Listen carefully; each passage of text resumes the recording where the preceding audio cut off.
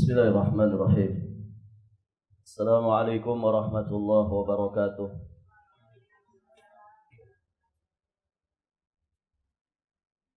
Alhamdulillahi rabbil alamin.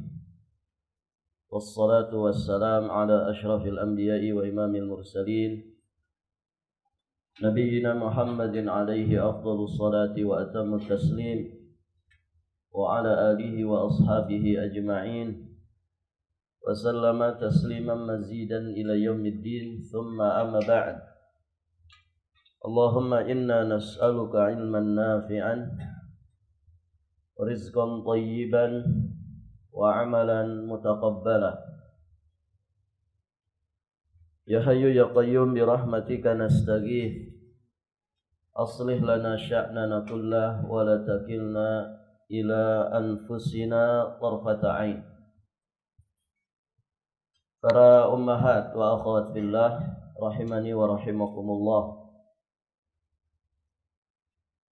Alhamdulillah, pada pagi hari ini insyaallah kita akan melanjutkan pembacaan kitab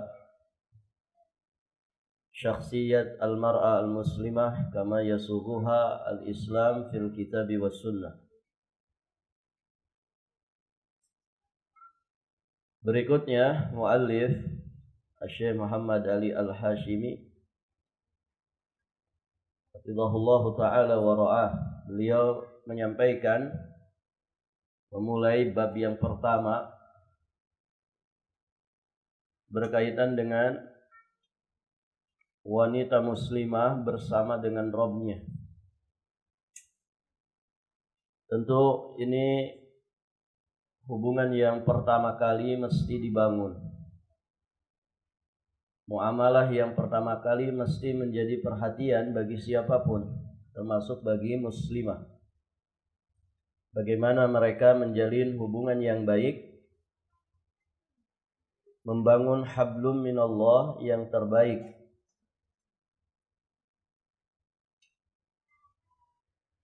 Di sini beliau menyampaikan mukminah yang senantiasa sadar, ada dalam kesadarannya. Satu hal yang membedakan wanita muslimah adalah imannya. Imannya yang mendalam kepada Allah dan keyakinannya bahwa apapun peristiwa yang terjadi di alam ini dan apapun yang terjadi pada diri manusia, semua itu berkat qadha dan qadarnya Allah. Dia yakin bahwa apa yang menimpa manusia bukan untuk membuatnya merasa bersalah. Dan kesalahan yang dilakukannya bukan dimaksudkan untuk menimpakan musibah kepada dirinya. Nah, inilah al-iman bil qada'i wal qadar. Iman kepada qada dan qadar itu mengimani bahwa apa yang Allah kehendaki terjadi pasti terjadi. Seberapa hebat pun kekuatan untuk kemudian menghalang-halanginya untuk tidak terjadi.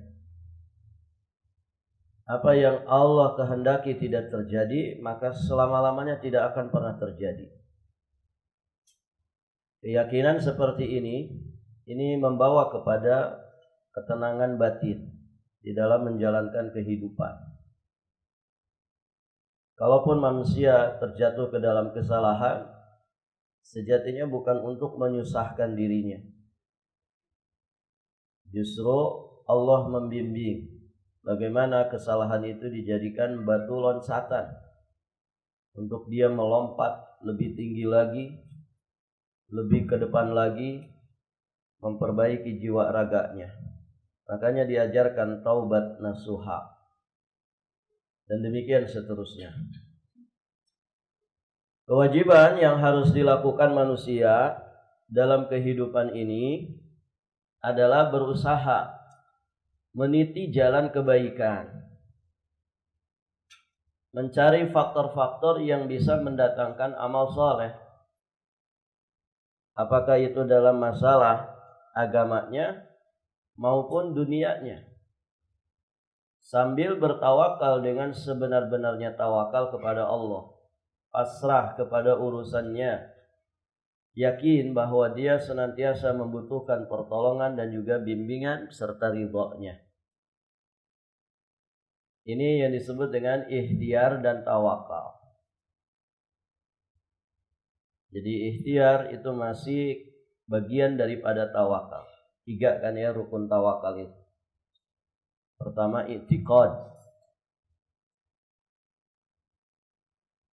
Pertama adalah keyakinan bahwa Allah Maha Kuasa atas segala sesuatu. Apa yang dikehendakinya terjadi pasti terjadi. Apa yang dikehendakinya tidak terjadi maka tidak akan pernah terjadi. Itu i'tiqad. Kemudian di dalam tawakal juga ada i'timad. I'timad itu menyandarkan jiwa dan raga secara totalitas dalam segala urusannya, apakah urusan dunia ataupun urusan agama. Nah, yang ketiga adalah ikhtiar.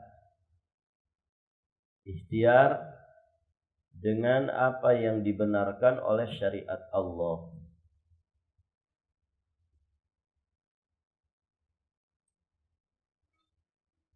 Kemudian beliau di sini menyebutkan 2 kisah yang istimewa yang menjadi cerminan keteladanan bagaimana seorang muslimah memiliki hubungan yang begitu mendalam terhadap Rabb-nya.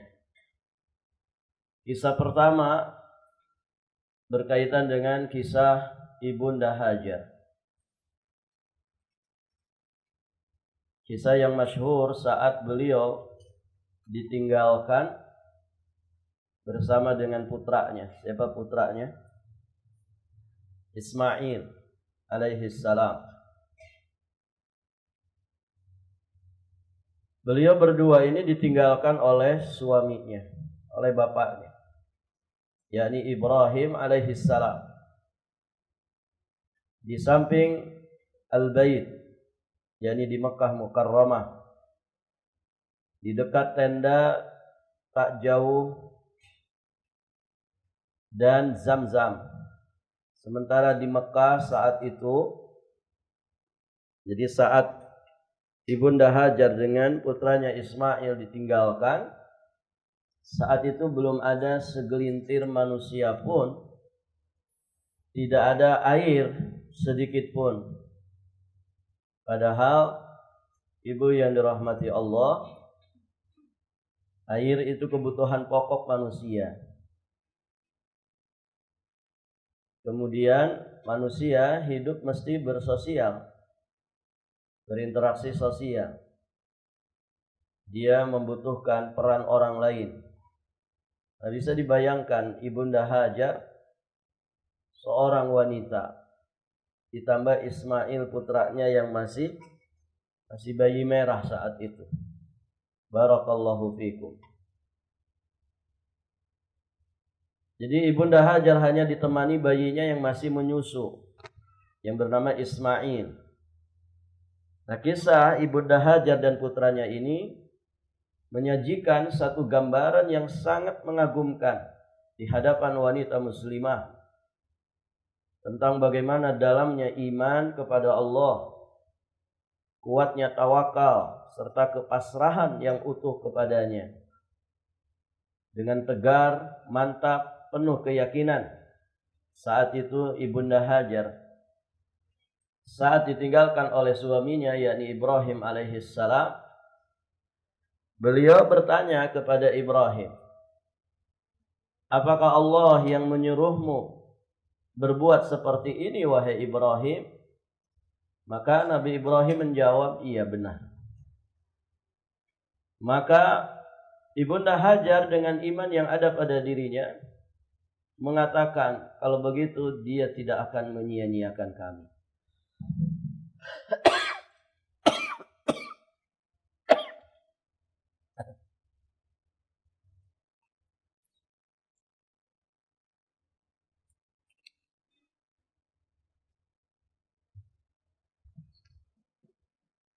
Kalau begitu dia tidak akan menyia-nyiakan kami. Ini kalimat yang keluar dari lisannya Ibunda Hajar yang menggambarkan bahwa batin beliau itu sangat tenang dengan imannya, tawakalnya kepada Allah Subhanahu wa taala. Itulah jawaban Ibunda Hajar penuh keridhaan disertai keyakinan akan datangnya kabar gembira dan juga perlindungan. Barakallahu fikum. Sungguh merupakan tindakan yang sangat berat dan menggugah rasa. Bagaimana seorang laki-laki harus meninggalkan istri, anaknya yang masih menyusu di tengah hamparan padang pasir. Tidak ada tumbuhan, tidak ada air, bahkan tidak ada seorang manusia pun. Kira-kira kalau ibu yang jadi pemerannya gimana, Bu? Ditinggalkan oleh suami dalam kondisi punya anak bayi masih menyusu di tengah padang pasir, nggak ada air, nggak ada orang. Ibu ditinggalin sama suami. Kira-kira gimana? Tidak mau ya. Makanya ibu tidak jadi Ibunda Hajar. Baik, ibu-ibu yang dirahmati Allah. Paling bersenandung begitu ya. Teganya. Nah, ini Ibunda Hajar. Setelah itu beliau langsung berbalik ke negeri Syam yang sangat jauh. Ditinggalkan oleh Nabi Ibrahim, balik lagi ke negeri Syam. Mekah ke negeri Syam ini cukup jauh, lintas negara. Dia hanya meninggalkan satu kantong berisi buah kurma dan satu wadah dari kulit yang berisi air, kirbah namanya. Kurma sama kirbah itu akan habis mungkin seminggu, paling lama mungkin 2 minggu. Selanjutnya Allahu a'lam. Andai tidak ada iman yang mendalam yang memenuhi hati Ibunda Hajar, andaikan tidak ada tawakal yang utuh kepada Allah yang menghiasi perasaannya, tak bakalan dia sanggup menghadapi keadaannya saat itu. Dan tentu dia akan roboh tak berdaya sejak awal mula berada di sana. Yang seperti ini tidak terjadi kecuali pada diri wanita yang secara abadi selalu diingat oleh orang-orang yang menunaikan haji di Baitillahil Haram dan melaksanakan umrah di sana.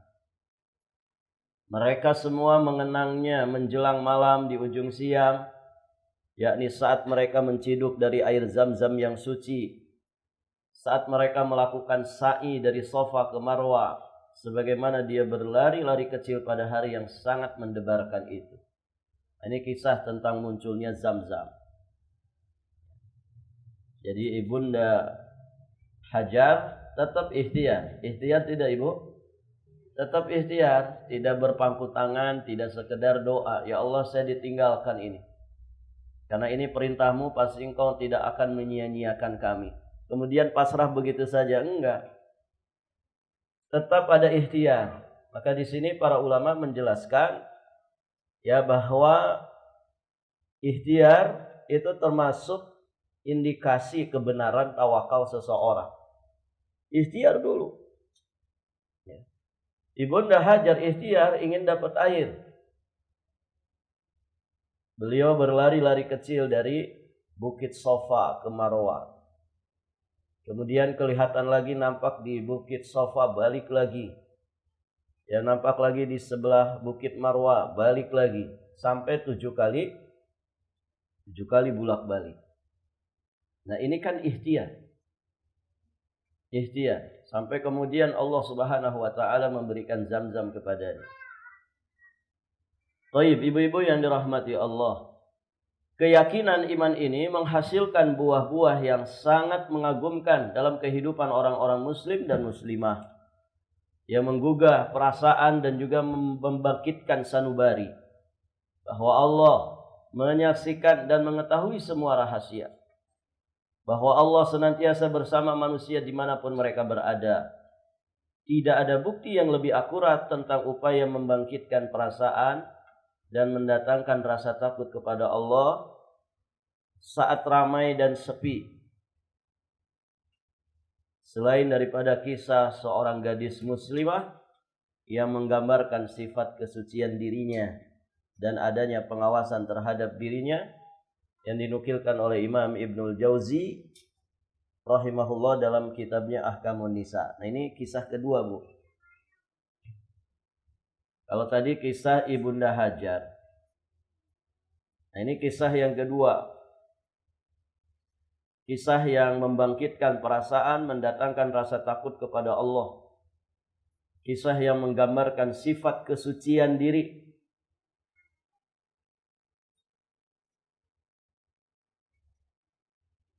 Kisah yang menggambarkan keyakinan bahwa Allah Subhanahu wa taala Maha mengawasi. Apakah saat kita sendiri ataukah saat kita bersama. Kisah kedua ini menggambarkan sosok gadis yang begitu istimewa, yang nantinya akhirnya dinikahi oleh putranya Umar ibnul Khattab radhiyallahu ta'ala anhu, yang kemudian melahirkan, ya dari pernikahannya itu melahirkan satu sosok yang istimewa, yang dikatakan sebagai khalifah yang kelima. Itulah Umar bin Abdul Aziz. Umar bin Abdul Aziz. Taib, ibu-ibu yang dirahmati Allah. Nah, kisahnya dinukilkan oleh Imam Ibnul Jauzi dalam kitabnya Ahkamun Nisa. Taib. Dituturkan dari Abdullah bin Zaid bin Aslam, dari ayahnya, dari kakeknya. Dia berkata, saat aku bersama Umar ibnul Khattab radhiyallahu ta'ala anhu, yang sedang melakukan inspeksi di Madinah. Apa inspeksi itu?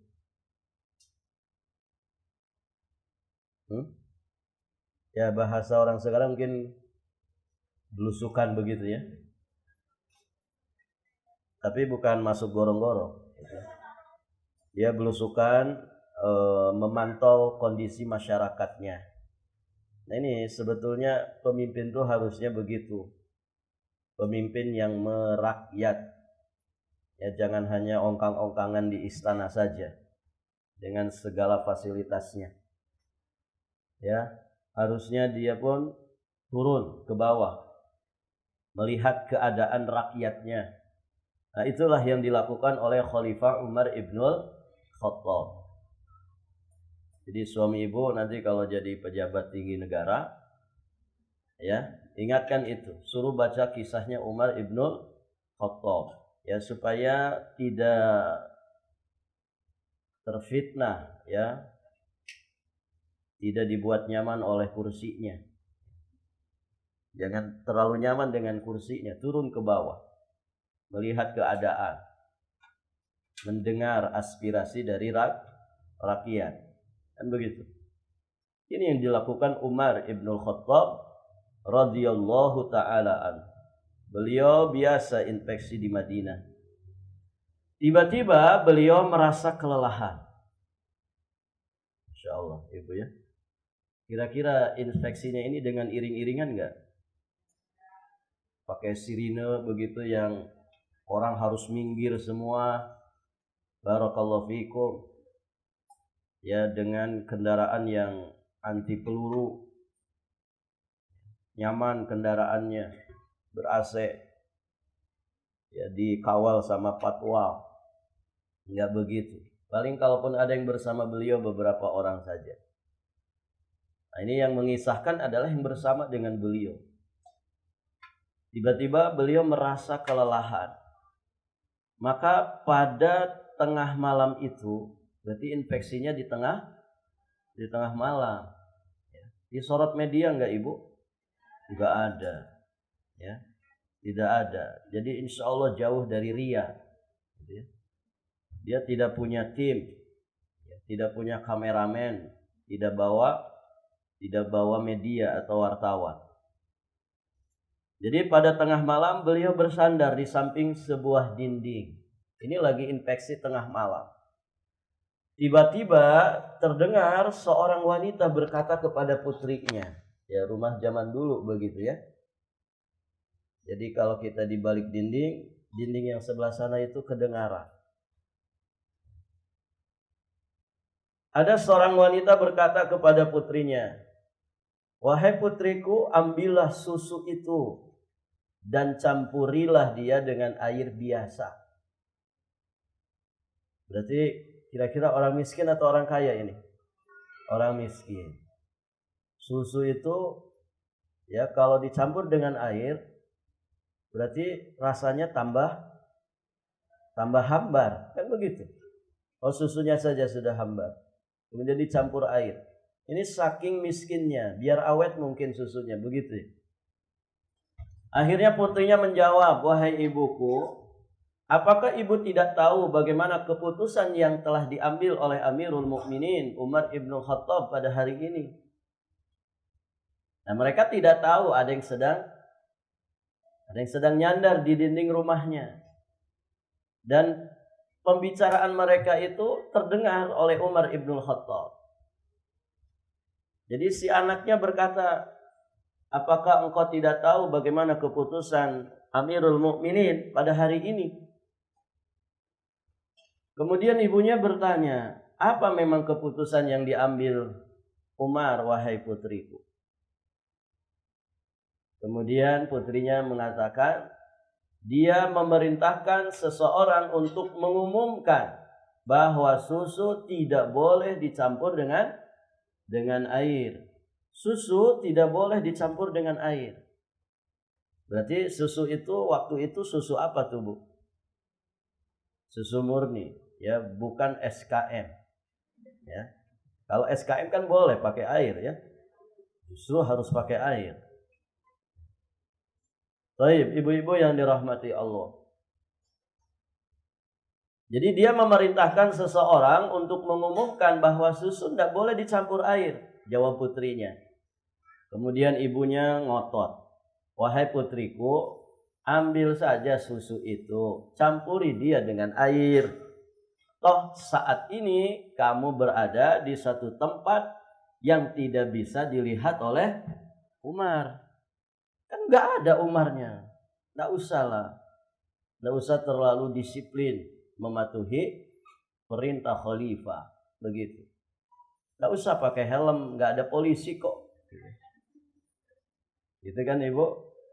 Itu ibu-ibu ketika mau jalan. Gitu. Tapi bukan ibu-ibu di sini. Jadi pakai helm gara-gara ada polisi. Bukan karena mematuhi aturan. Buktinya kalau nggak ada polisi dia nggak pakai helm. Nah, mirip begitulah.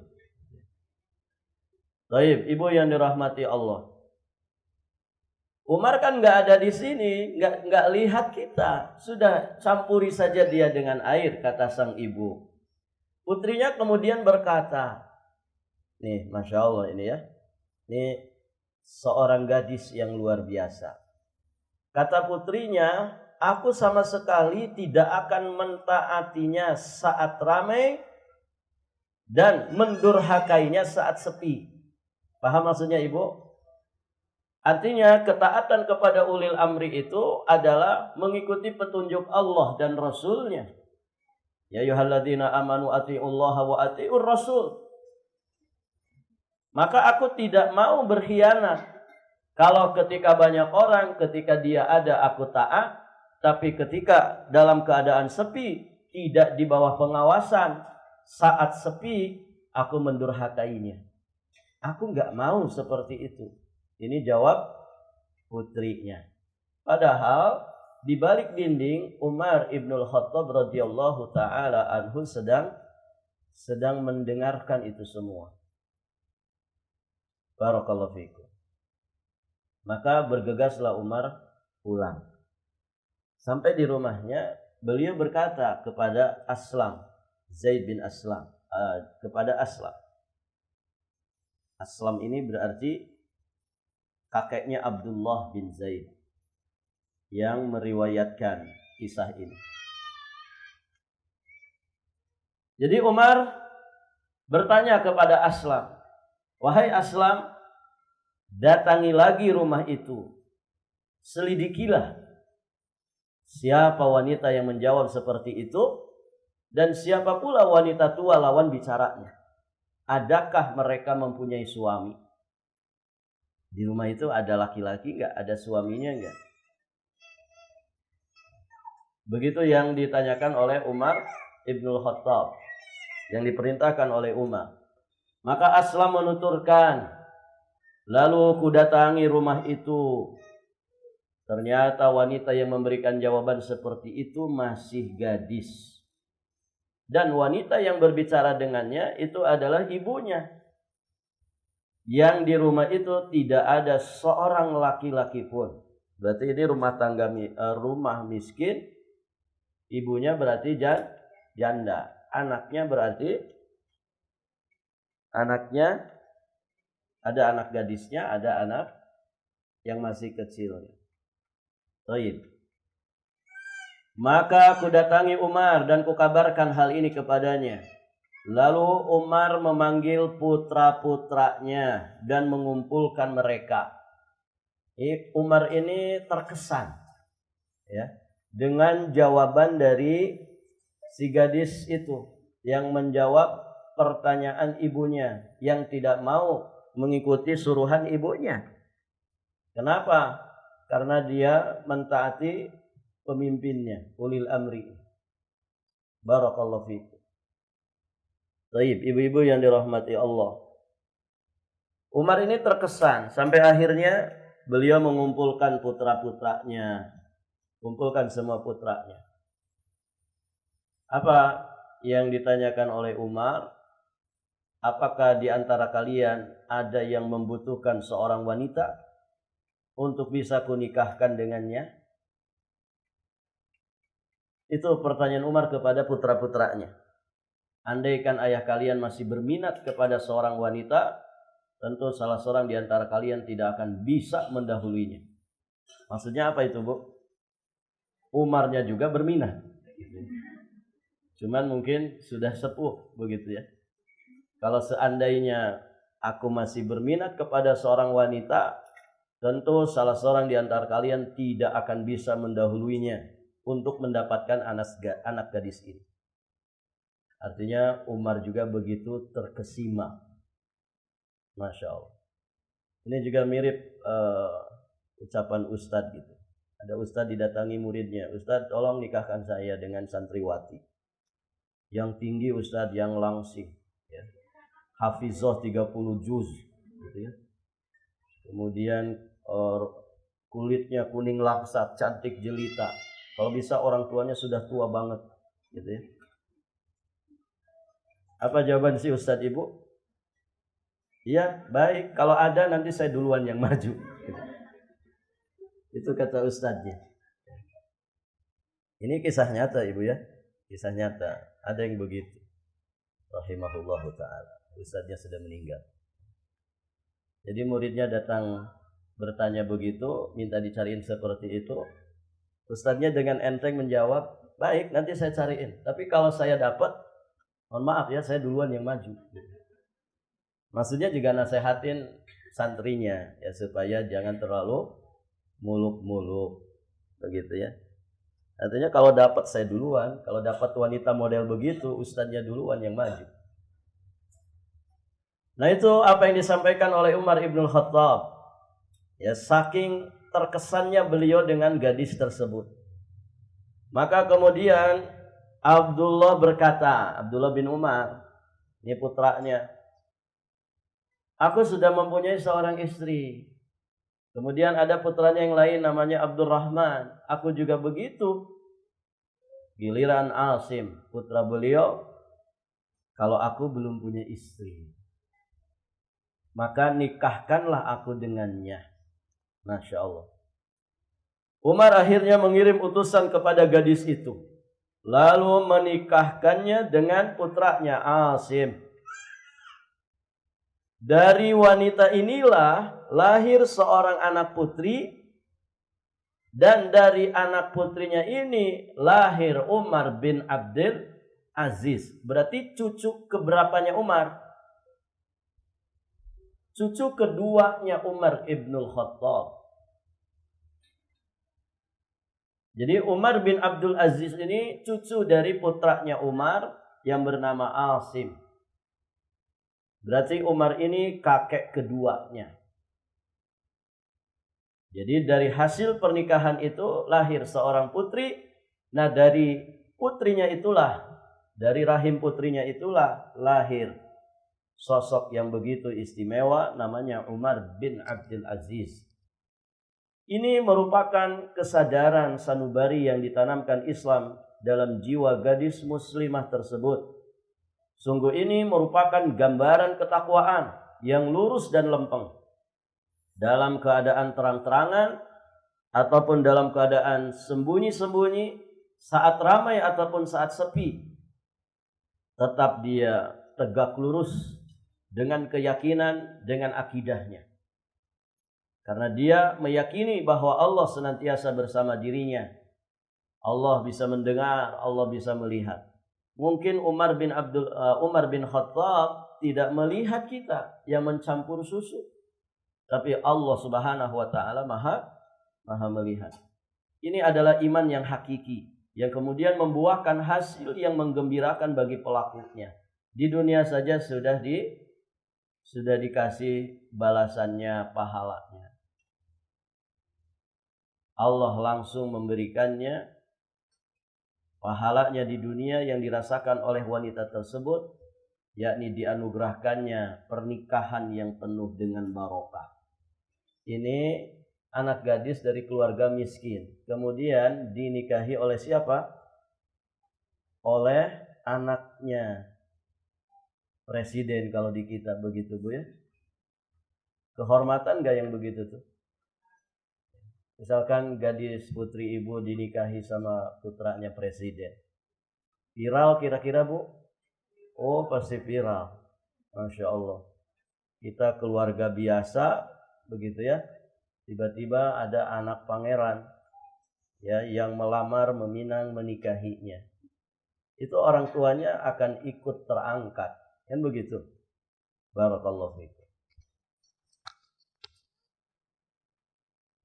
Jadi gadis yang salehah ini Masya Allah, Allah langsung memberikan pahalanya di dunia ini berupa pernikahan yang penuh barokah. Sehingga dari keturunannya lahirlah Khulafaur Rasyidin yang kelima. Itulah Umar bin Abdul Aziz. Baik.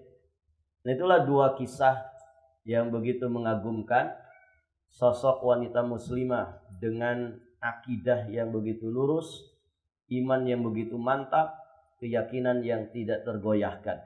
Ibunda Hajar alaihassalam, kemudian sosok seorang gadis di masa Umar ibnul Khattab yang kemudian menjadi nenek dari sosok yang mulia, yakni Umar bin Abdul Aziz. Baik, ibu-ibu yang dirahmati Allah. Akidah wanita muslimah yang lurus, bersih dan suci tidak akan terlumuri noda kebodohan. Kebeningannya tidak akan menjadi keruh oleh tipuan khurafat dan juga oleh indahnya khurafat itu. Jadi akidah yang lurus itu akidah yang murni tanpa ada kotoran khurafat, takhayul atau yang sejenis dengan itu. Dia tidak akan padam karena bayang-bayang keraguan. Ini adalah akidah yang ditegakkan di atas iman kepada Allah yang Maha Esa, yang Maha Tinggi, yang Maha Kuasa atas segala sesuatu. Yang di tangannya terletak semua urusan dan kepadanya pula kembalinya segala urusan.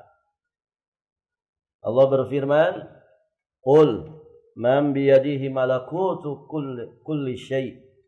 Wa huwa yujiru wa la yujaru alaih in kuntum ta'lamun. Sayaquluna lillah qul fa anna tusharun."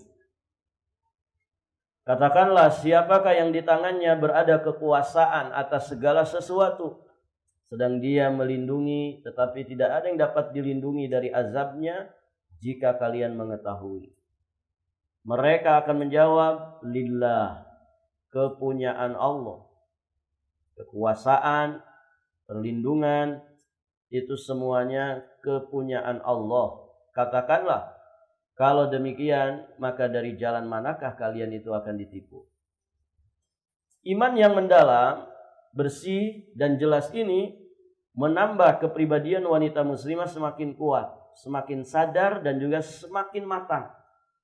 Dia melihat hakikat kehidupan itu sebagai tempat ujian, sebagai tempat menentukan pilihan.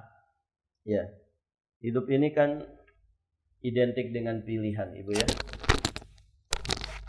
Hari-hari kita milih, gitu ya.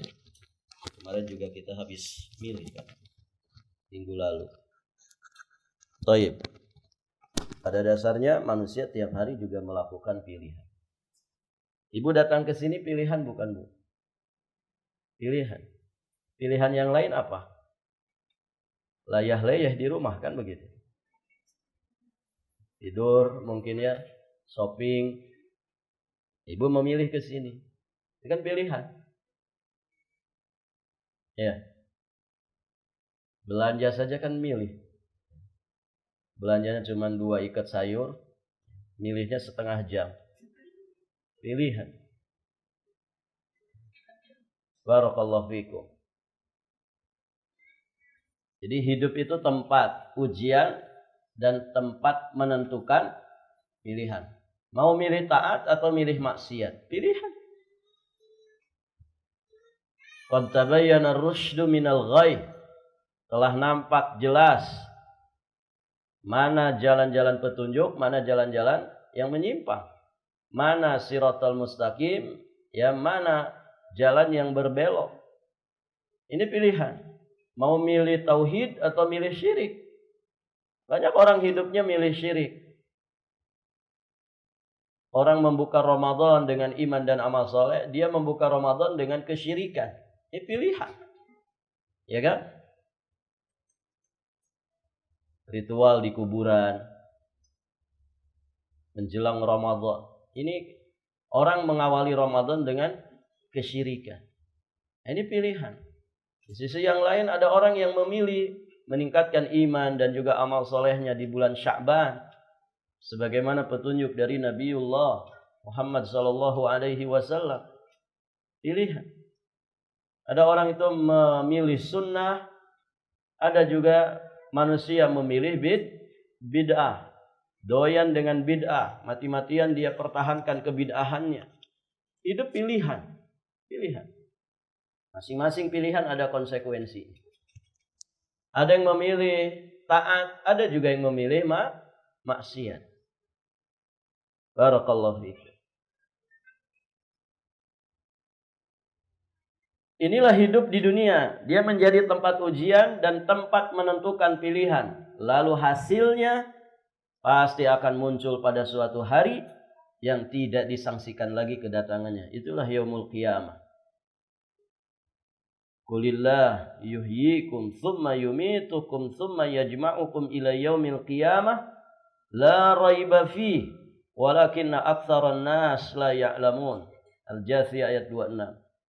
Katakanlah, Allah lah yang menghidupkan kalian, kemudian mematikan kalian, setelah itu mengumpulkan kalian pada hari kiamat yang tidak ada keraguan padanya. Akan tetapi kebanyakan manusia tidak mengetahui. Jadi pilihan-pilihan hidup kita di dunia semua ada konsekuensinya. Faman syaa'a falyu'min wa man syaa'a falyakfur. Ya, siapa yang berkehendak silakan beriman, siapa yang mau silakan kafir. Namun ingat, ancaman bagi orang-orang yang memilih jalan kekufuran dan berita gembira bagi mereka yang memilih jalan keimanan. Nah, ini tantangan dari Allah, ancaman dan kecaman bagi siapapun yang memilih jalan-jalan kekufuran, jalan-jalan keburukan. Am hasibtum annama khalaqnakum abasa wa annakum ilaina la turja'un. Surat Al-Mu'minun ayat 115. Maka apakah kalian mengira bahwa sesungguhnya kami menciptakan kalian secara main-main saja dan bahwa kalian tidak akan dikembalikan kepada kami? Tidak begitu. Hidup ini bukan untuk main-main. Berarti boleh nggak main-main, Ibu? Hah? Kami menciptakan kalian, jangan dikira kami menciptakan kalian itu secara main-main saja. Baik, artinya Allah menciptakan kita itu sungguhan untuk tujuan yang begitu mulia dan agung, bukan untuk main-main. Namun sangat disayangkan kehidupan dunia itu penuh dengan permainan. La'ibun walahun, permainan dan senda gurau. Berarti tidak boleh main-main. Bukan tidak boleh main-main. Sa'atan. Ada saatnya kita bercanda, ada saatnya kita bermain, ada saatnya kita serius, begitu ya. Nabi juga bercanda, tapi candanya Nabi dengan norma, dengan etika. Begitu. Jangan sampai nanti suami ngajak bercanda, ibu tiba-tiba, tidak boleh bercanda. Ya, hidup itu bukan untuk main-main, gitu ya. Besok mati kita. Tegang sekali, begitu ya. Ya, bukan juga begitu. Ibu bercengkrama, bercanda sama pasangan, berpahala enggak? Berpahala, bercengkrama dengan anak-anak, ya, dalam nuansa kebaikan, bukan nuansa maksiat. Ya, itu berpahala. Ya, Ibu yang sudah punya cucu, gitu ya, bercengkrama dengan cucu, nah itu bagus. Itu healing yang murah meriah, Ibu. Ya tidak? Tidak usah keluar kota untuk healing. Ya, undang saja cucu ke rumah. Ya, main-main. Kan biasanya sudah mirip itu orang tua sama anak-anak itu. Begitu kan, Ibu? Orang semakin tua kan semakin asfalasafilin. Ya, karakternya, wataknya itu jadi mirip anak-anak lagi. Nah, itu cocok sudah. Baik. Ibu-ibu yang dirahmati Allah. Di ayat yang lain surat Al-Mulk, ayat yang pertama dan kedua, Allah juga menyampaikan tabarakalladzi biyadihil mulk wa huwa ala kulli syai'in qadir alladzi khalaqal mauta wal hayata liyabluwakum ayyukum ahsanu amala. Maha suci Allah yang di tangannya lah segala kerajaan dan dia maha kuasa atas segala sesuatu, yang menjadikan mati dan hidup supaya dia menguji kalian. Ada hidup, ada mati, semuanya ujian. Siapa di antara kalian yang lebih baik amalnya? Dan dia maha perkasa lagi maha pengampun. Nah, begitu ibu-ibu yang dirahmati Allah. Jadi hidup mati itu sebagai ujian.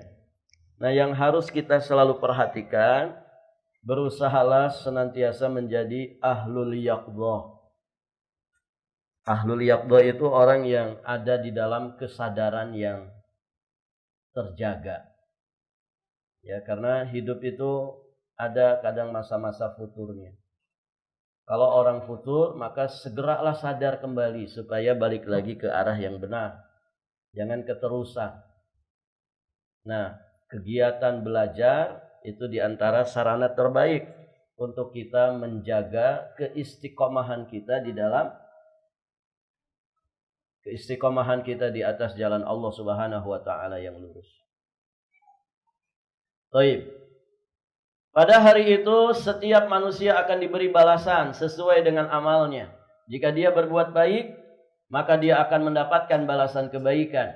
Namun jika dia berbuat buruk, maka dia akan mendapatkan balasan yang buruk pula, dan dia tidak akan dirugikan sedikit pun.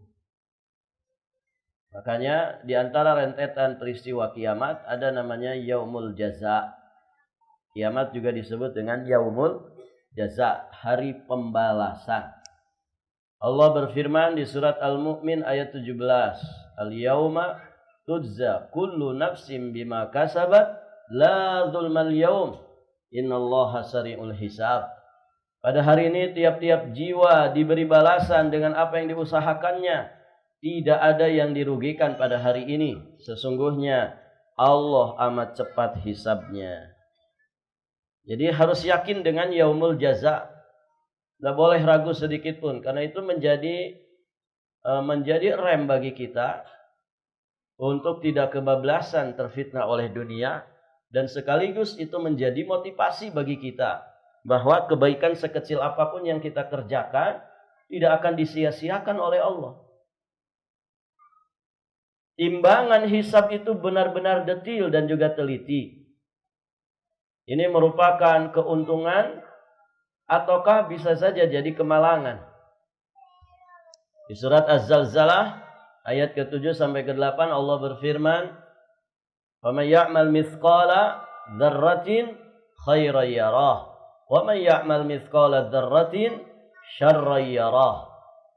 Barang siapa yang mengerjakan kebaikan seberat zarrah, sekecil zarrah, niscaya dia akan melihat balasannya.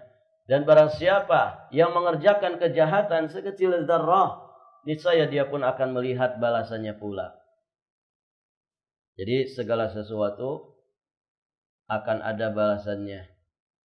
Maka berusahalah untuk memilih kebaikan, berusaha memaksimalkannya dan istiqomah di atasnya. Semua itu nanti akan kita lihat balasan kebaikannya. Pada hari ini tidak ada yang lolos dari perhatian Allah Rabbul Izzati wa Jalal. Sekalipun hanya seberat biji sawi. Jadi pada hari penimbangan amal, pada hari pembalasan amal, tidak ada yang terluput. Tidak ada yang terluput. Enggak ada yang tersia-siakan. La yughadiru saghiratan wala kabiratan illa ahsaha. Semuanya diperhitungkan. Yang gedenya, yang menengahnya, yang sedangnya ataupun yang kecilnya, semua ya akan ada perhitungannya.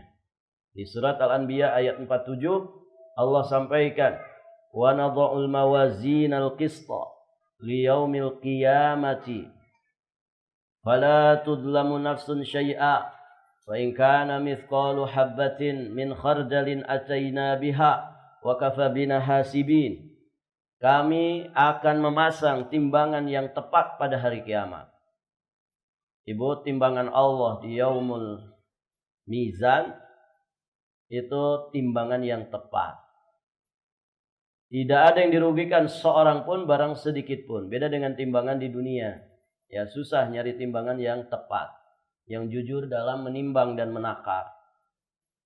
Dan jika amalan itu hanya seberat biji sawi pun, pasti kami mendatangkan pahalanya. Dan cukuplah kami menjadi orang-orang yang membuat perhitungan. Jadi tidak dapat diragukan jika wanita muslimah yang sadar, yang lurus, mau memperhatikan makna yang terkandung di dalam ayat-ayat yang jelas maknanya ini. Menyimak dengan mata hatinya tentang hari yang sangat menegangkan itu. Tentu dia akan langsung menghadap kepada Allah dengan penuh ketaatan, kepasrahan, dan rasa syukur. Dan dia segera mempersiapkan diri untuk menghadapi hari itu dengan mengerjakan amal-amal soleh. Yang paling cepat yang menjadikan kita sadar itu, Ibu, ingat mati. Ya. Apalagi ada teman kita yang meninggal misalnya. Oh, itu cepat banget. Kita itu akan nyadar bahwa itulah akhir kesudahan hidup manusia. Siapapun dia. Pejabatkah, rakyatkah, kaya, miskinkah, laki-laki, perempuankah. Itulah kenyataan yang ada. Kita akan pasti masuk ke liang kubur. Nas'alullah as-salamah, nas'alullah husnal khatimah, wa na'udzubillah min su'il khatimah. Maka dikatakan kafa bil mauti wa'idhan. Kafa bil mauti wa'idhan. Cukuplah kematian menjadi penasehat bagi kita semua. Jadi penasehat itu ada yang kedengaran suaranya, ada penasehat ibu yang tidak kedengaran suara. Siapa itu? Orang yang meninggal dunia, kematian. Ada kematian bicara? Enggak ada. Tapi dia bisa menggetarkan hati kita. Dia bisa mencairkan air mata kita yang membeku gara-gara dosa dan maksiat, gara-gara terbuai dengan fitnah fata morgana dunia, kematian. Kafa bil mauti wa'idhan. Al-yawm fid daur wa ghadan fil kubur. Hari ini kita berada di rumah kita, berada di atas permukaan bumi. Besok nanti kita akan ada di dalam tanah. Begitu. Semua akan mendapatkan gilirannya. Jadi yang paling menggugah semangat seseorang untuk bersiap-siap dengan amal solehnya, kemudian dia menjadi rem pakem untuk tidak lagi kebablasan terhadap fitnah dunia. Maka di sini beliau sampaikan, beribadah itu hanya kepada Rabb. Wanita muslimah yang lurus, dia harus beribadah kepada Rabb-nya dengan semangat yang tinggi. Karena dia mengetahui bahwa dia diberi kewajiban untuk melaksanakan amal-amal yang sudah diatur syariat. Dan dia diwajibkan Allah terhadap setiap orang muslim dan muslimah. Maka sudah barang tentu dia harus melaksanakan kewajiban-kewajiban Islam, rukun-rukunnya dengan cara yang baik, dan dia tidak memilih-milih jenis ibadah yang ringan, tidak meremehkan dan tidak pula berlebih-lebihan. Nah, inilah ibadah yang menjadi bekal kematian. Wa ma khalaqtul jinna wal insa illa liya'budun. Ini tujuan inti manusia hidup. Begitu. Maka hari-hari ibadah kita harus meningkat. Hari-hari ibadah kita harus terus istiqomah, berjalan dengan baik, terutama amal-amal wajibnya. Kemudian berusahalah untuk melengkapi yang wajib itu dengan amal-amal sunnah.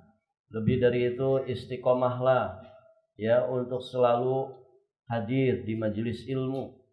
Ini ya wasilah terbesar untuk orang itu bisa istiqomah. Hadir, duduk, bersimpul di majelis ilmu. Jadi sefutur-futurnya orang yang selalu berusaha istiqomah menuntut ilmu agama, insya Allah dia tidak akan jatuh ke jurang yang sangat dalam. Begitu ya. Mungkin kita lalai, tapi gara-gara kita duduk di majelis ilmu, akhirnya kita dapat peringatan lagi, kena ces lagi. Nanti misalkan lalai lagi, dengan hadir di majelis ilmu, kena ces lagi. Dan demikian seterusnya. Bayangkan kalau orang setiap hari ngaji, setiap hari bermajelis, insya Allah dia ada di dalam kemawasan, dia ada di dalam kesadaran yang baik, ya sehingga tidak mudah dia kemudian dipalingkan oleh syaitan.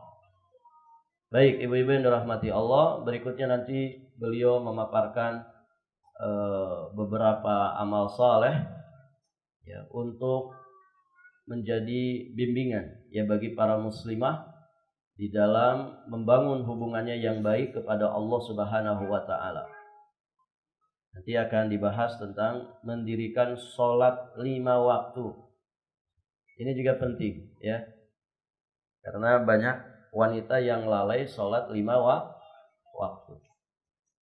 Baik Ibu, ini kita bahas nanti saja. Minggu depan masih masuk.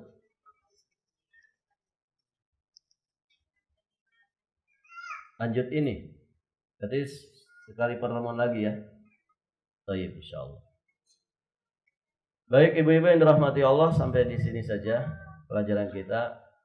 Sudah 1 jam ya, cukup. Baik Ibu, cukup sampai di sini ya. Kita akhiri dan kita tutup dengan doa kafaratul majlis. Subhanakallahumma bihamdik Asyhadu an la ilaha illa anta astaghfiruka wa atubu ilaik. Assalamualaikum warahmatullahi wabarakatuh.